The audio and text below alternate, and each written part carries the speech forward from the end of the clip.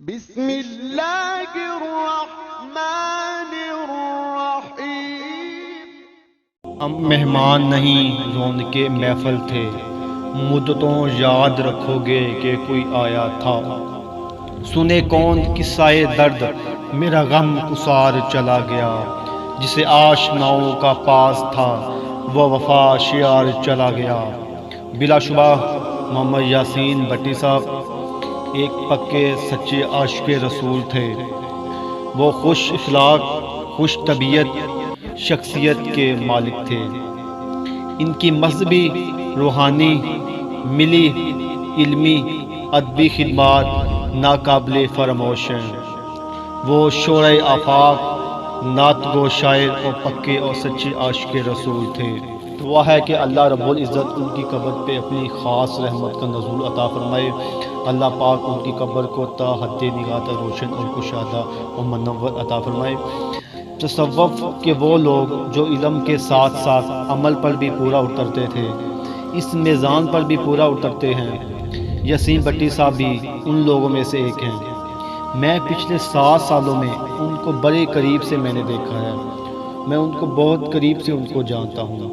جب ان کے وصال کی خبر آئی تو میری سمجھ میں نہیں آیا کہ میں کیا کروں۔ 2 باتیں مجھے بہت یاد آئیں۔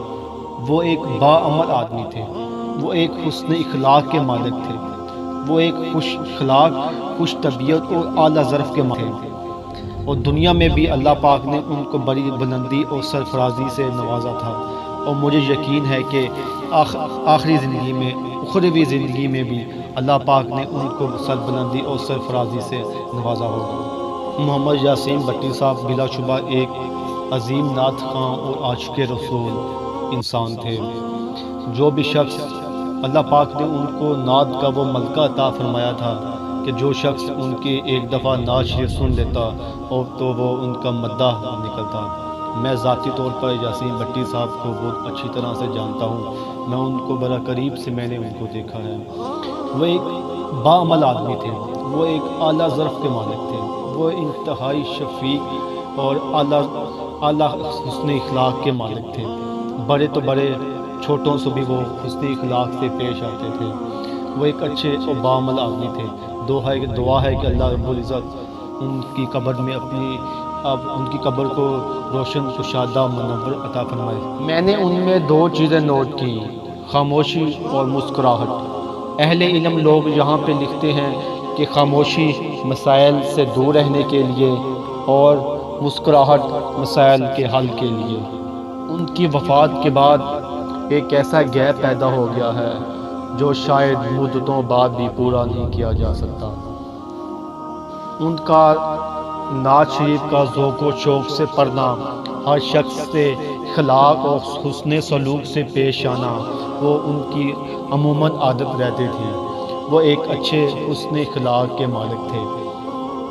علماء کرام سے وہ بہت محبت اور شفقت سے پیش آتے تھے۔